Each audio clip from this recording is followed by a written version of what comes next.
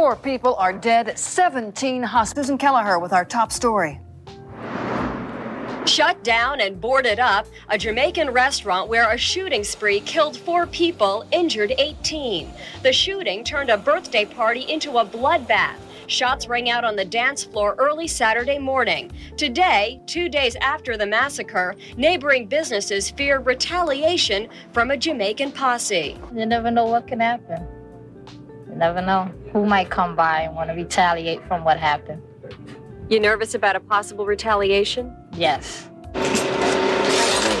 Mary Hopper is so nervous she's closing her store early tonight. Survivors of the gun battle so terrified, cops are keeping their identities a secret. Many fear if a Jamaican posse did this, talking to police is asking for trouble. It's very clear to anybody that was there that these people, whoever they may be, will shoot. And they're really not very concerned with whom they shoot when they start shooting. FDLE's Caribbean Crime Unit is actively searching for suspects by computer. Based on witness statements, they punch in names of posse members, hoping to locate possible suspects. One investigator says this shooting is a textbook example of how the posse does business. Investigators say at least one of the people gunned down here appeared to be an intended target. His body was riddled with bullets, but he managed to stagger over to those bushes where he fell to his death. But they say most of the people killed or injured in this bloody massacre were just innocent bystanders. Gunned down in a shower of bullets, the so-called shower posse has become famous for. At this point, investigators don't know a lot. The weapons were semi-automatics. The shooting broke out on the dance floor. The suspects are 4 black males, 21 or younger. But the motive is still a mystery. The suspects still at large and very likely hiding behind several different identities. If they're in the country illegally, you may have no record of that. If they have good fictitious identification, you may have a problem tracking down their real identification. We're back now live at the scene where investigators have released this reminder from Crime Stoppers. If you have any information leading to the arrests of any of these gunmen, you could receive a cash award of up to $1,000. Now, one investigator I talked to today said they are getting so many different descriptions of these gunmen, it's almost impossible to put together a composite. But the good news is some witnesses are apparently talking to police. Reporting live from Northwest Dade, I'm Susan Kelleher. A man is shot and killed after a fight over a bicycle. It happened early this morning at Northeast 2nd Avenue and 26th Street in Miami. Police say a teenager saw Jorge Medina riding his bike and asked him for it. Medina allegedly told the teen he'd sell it to him for $20. Police say they argued. The teen allegedly left and came back with an Uzi and fired more than 15 shots. One of them killed Medina. Tonight, the 17-year-old is charged with first-degree murder. A high-speed police chase through Northwest Dade lands a police officer in a hospital. Miami Shores police say they began chasing a car that was stolen from a Publix on Biscayne Boulevard and 93rd Street. Metro Dade police then joined the chase. Soon after, the 2 suspects bailed out of the car. The police managed to catch up with them. Tonight, 2 are in jail. 1 officer is hurt. His leg was possibly broken in the chase. He was taken to a local hospital. They've got the teenager who shot and killed a man over a bicycle. This morning, 2 men got into an argument over a bicycle at Northwest 26th Street and 2nd Avenue. Then one of them came home and came back with an Uzi and used it. 32-year-old Jorge Medina was killed instantly. Cops arrested a 17-year-old right after that shooting. He is charged with first-degree murder. A man in West Palm Beach is charged with beating, slashing, and drowning his ex-girlfriend. He allegedly beat her with a pair of pliers, then drowned her in a bathtub while her 2-year-old daughter listened from another room. Cops say he cut her wrists and then his own. She was dead by the time cops got there. He lived and is being held without bond. Broward police now know the identity of a woman found beaten and tied with a belt Sunday morning. They called her Jane Doe, but tonight they know her name. It's Benita Kuhn. She is 45 years old, and she was found beaten, tied up, and carrying no ID at the side of a road west of Hollywood. Semi-conscious at the hospital today, Kuhn was able to tell police her name. She has a record of drug and prostitution arrests. Police are still looking for her attackers. Cops in Lauderhill say they've got an 84-year-old flasher on their hands. Harold Isaacs allegedly flashed kids as they walked by his house. When cops went to arrest him, they say he was watching TV in the nude, where anyone passing by could easily see him. Now Isaacs is charged with unnatural acts and exposing himself. A high-speed chase through North Dade. Cops in Miami Shores say they started chasing a stolen car outside the Publix on Biscayne Boulevard and 93rd Street. Metro Dade cops joined in and chased them to Northwest Dade, where the suspects bailed out of their car. But the cops got him. Now the two men are in jail. One cop got hurt. His leg was hurt during that chase. A home invasion in Northwest Dade, and two kids are inside the house by themselves. Two masked gunmen busted into the house. A 12-year-old girl and her young brother were home all by themselves. The crooks put guns to their heads, and the kids did exactly what they were told to do. So they put the gun in our head and told us, you move, I'm gonna kill you, and tell me where the gun's at. So we told them. The kids say they were scared, but they were not hurt. Cops should not have a tough time finding those crooks because the children say they live just down the street. In Detroit, a baby is fighting for his life tonight after being shot. Police say the one-year-old got a hold of his parents' gun and then shot himself by accident. He is in the hospital tonight. Now cops will decide if they're going to charge his parents in the shooting. Good evening, everyone. First at 11 o'clock tonight, a story that just gives you chills. Shots rang out during an armored car robbery outside a crowded Home Depot. Now, this is what happened. The security guard draws his gun and fires at his attackers, but misses. But a customer is caught in the crossfire.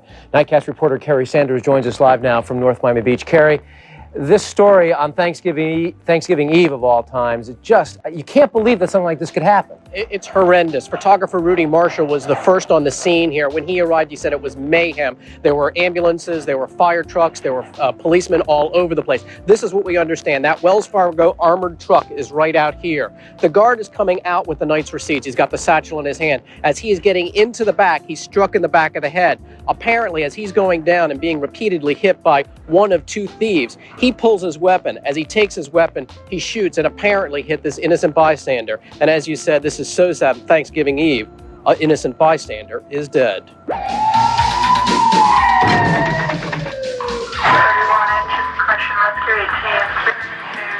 Shot once in the chest and once in the throat, the victim is rushed by paramedics to a waiting ambulance.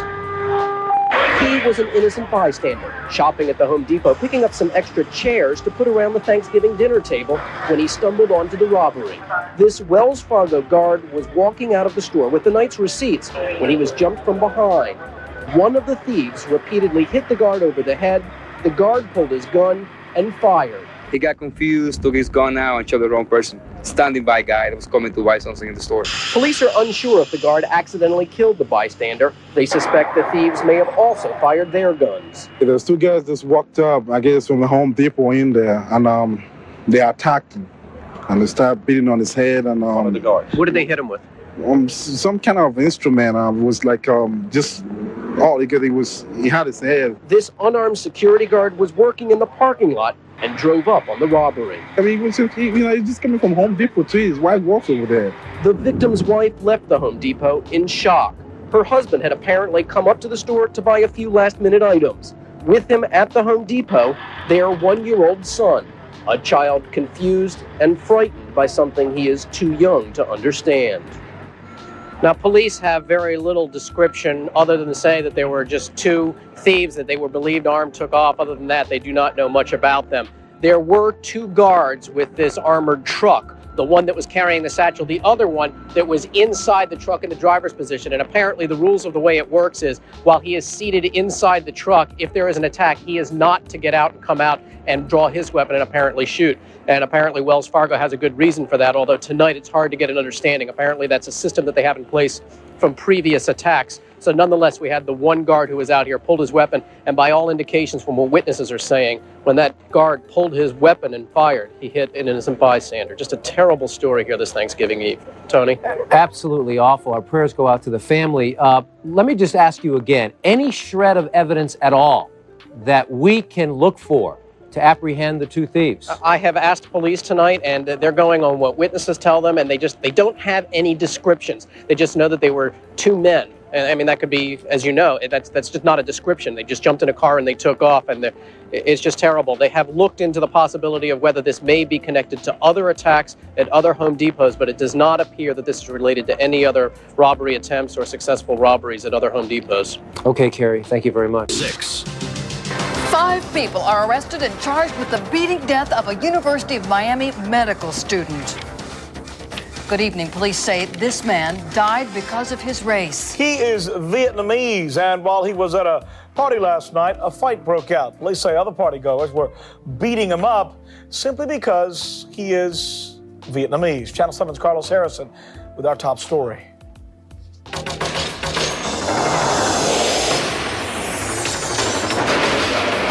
Today, they're charged with hating, with beating a man to death just because he's Vietnamese. The victim, Nguyen Phan Nguyen, a second-year pre-med student at the University of Miami, beaten to death by as many as 12 attackers.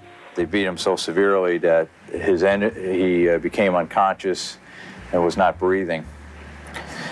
He ended up being airlifted to Broward General Hospital, placed on life support systems, and he died 5:30 this morning. Today, 5 of the alleged attackers are charged with second-degree murder. Brad Mills, John Liptak, Michael Jamerson, Michael Primato, with the Confederate flag and Semper Fi tattooed on his arm. He just got back from Marine boot camp last week. Also charged, Chris Anderson. Saturday night, they were together here at a party in Coral Springs, police say. The party was here in E203, and it was there in E203, police say, that someone made a comment to Nguyen about his being Asian. He said, "Meet me outside," and police say they did. The fight began here. Excuse me, Danny, did you know Luke very well? The people who hosted the party don't want to talk about it. Neither did friends of the alleged attackers. But apartment resident Carmen Davila and her husband were among the first to reach Nguyen Saturday night. My husband see all guys running, and he go and check it out, and the boy is in the floor. It's terrible, never happened here because it's good play here. The men chased Nguyen into this grassy area, then pounded him until he stopped breathing. People who knew him couldn't believe it. Lou, he was just basically a nice guy, you know, I don't really know how to describe him, you know, he's just really smart and never did anything to anyone. Nguyen never came out of a coma. Carlos Harrison, Channel 7 News, Coral Springs.